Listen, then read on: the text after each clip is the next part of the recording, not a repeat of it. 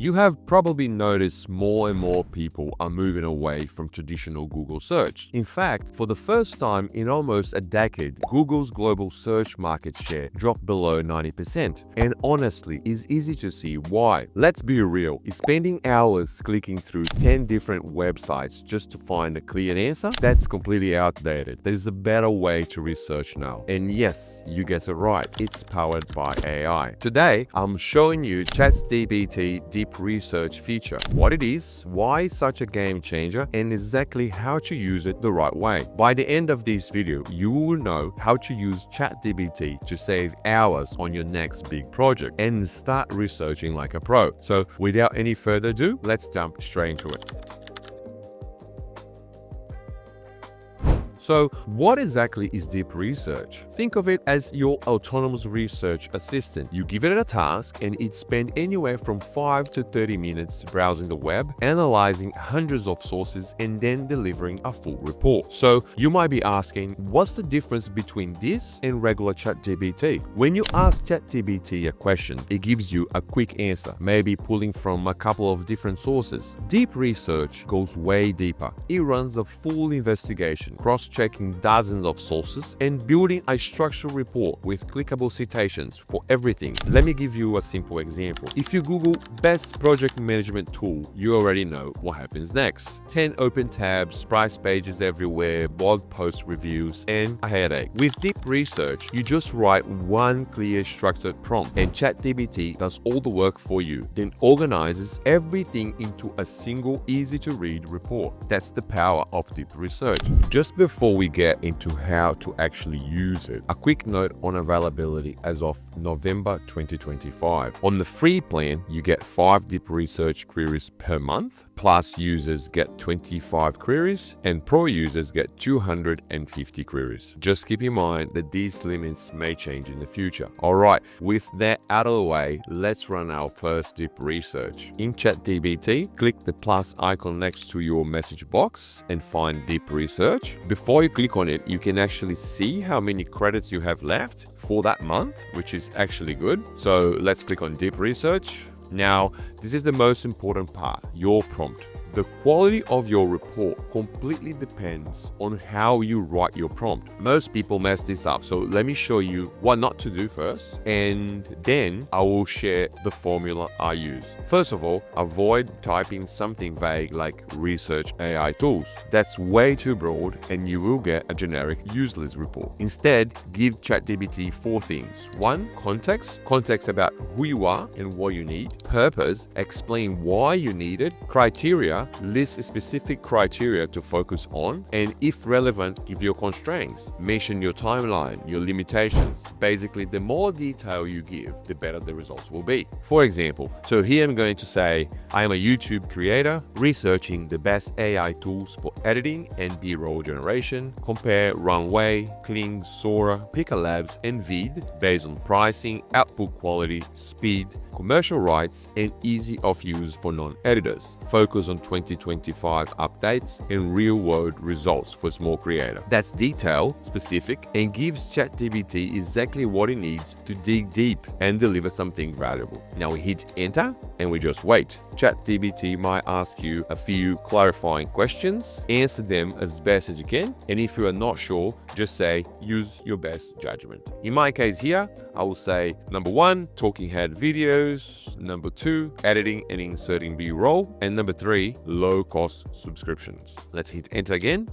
And we just need to wait now. It can take anywhere between 5 to 30 minutes, depending on your query. Just don't refresh or close the window, just let it run. Well, it took about 16 minutes, and here's the final result. As you can see, it started with an introduction explaining all the criteria he evaluated: pricing, B-roll, output quality, speed, commercial rights, and easy of use, followed by a real nice comparison table here with each criteria on its own column. You can also copy the table and paste straight into Excel if you need to add or modify anything. Then after the comparison table, he starts talking about Runway. He gives a brief introduction of what Runway is, talks about its pricing, B-roll output quality, speed, commercial rights, and ease of use. And then he just put in bullet points here the strength and the weaknesses for Runway. Then if you scroll down, you can see it does the same thing for Kling. Start with a brief description, pricing, be raw output quality, speed, commercial rights, ease of use, and then again, the strength and weakness. And the best part here, you can actually click on any of these citations, will take you to the page where the information was actually collected from. Then you can see Sora, talks about Sora, and then up with the strength and weaknesses. And then Picker Labs, same thing. Then Vid.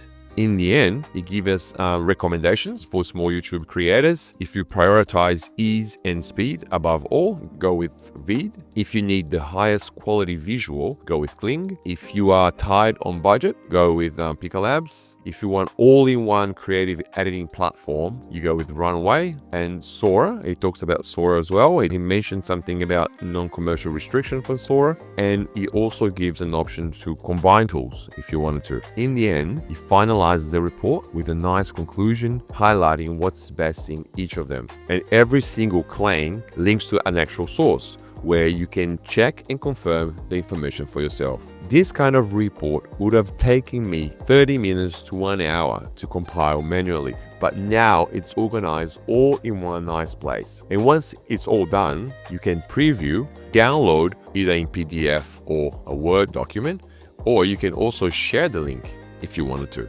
I'm going to download here as a PDF. Here's the PDF file. It's basically the same thing we saw on the screen, but it's sort of more organized. It's easier to see all the details, the comparison tables here. Then you have the details for each specific tool. You have Runway, Kling, Sora. If you scroll down all the way to the bottom here, you can actually see all the citations showing you where he got that information from. So you can click on each of them and check for yourself. You can also see the same citations on ChatGPT. On the preview page, you just scroll all the way down to the bottom and you see them down the end. Now, if you want to ask follow-up questions, make sure that the deep research icon is turned off. That way, you stay in the same chat and keep all your context there, but now you are using the regular model, which does not use your deep research credits. One more thing, you can also attach files or spreadsheets to your deep research prompt to give it extra context. So if you have got internal data, performance reports, or specific documents you want to analyze it, make sure to upload them before you hit enter. ChatGPT will actually use the information when generating the report.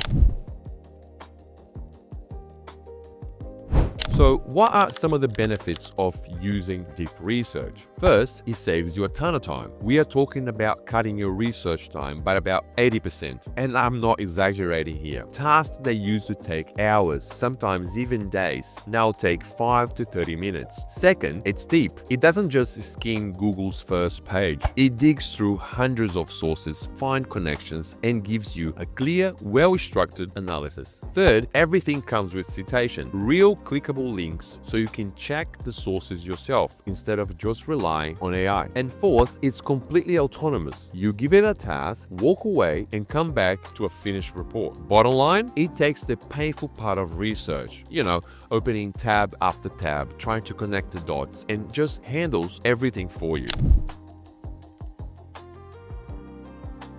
Real quick, let's talk about limitations here. Deep research can hallucinate facts and may fail to flag uncertainty. These are known issues that OpenAI is currently working on. So here's what you need to do. Always verify claims, especially for business, medical, legal, or financial decisions. Open their citations and check they actually support their statement. Check dates on both source and claims. Cross-check 1 to 2 primary sources when possible. Treat the report as a first draft, not the final word. Think of deep research as a research assistant, not a replacement for your judgment.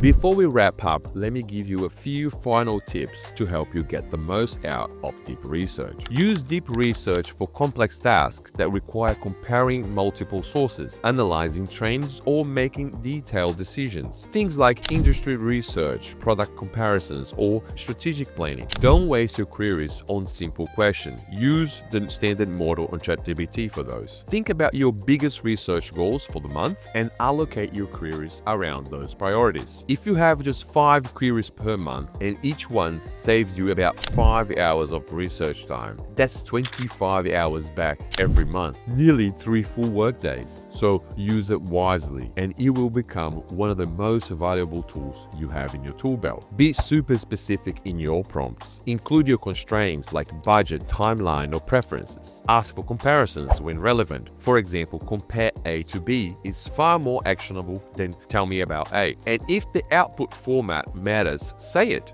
Give me bullet points or create pros and cons. The more precise your prompt is, the more valuable the report will be. Deep research takes what used to be hours of work and compresses into minutes with full citations and verifications. I believe it's one of the most useful AI features available right now because it solves a real-world problem. Gathering and organizing information from multiple sources can be time-consuming and honestly boring. So try it out. Pick something you have been putting off researching for a while and run it through Deep Research. Use the prompt formula, context, purpose, specific criteria, and timeline. Let it run and see what you get. Honestly, you'll be surprised how good the reports are. And if you want to discover more ways ChatGPT can save you time, watch this video right here where I break it down 7 ChatGPT features that completely change how I work. I will see you in the next one. Thanks for watching.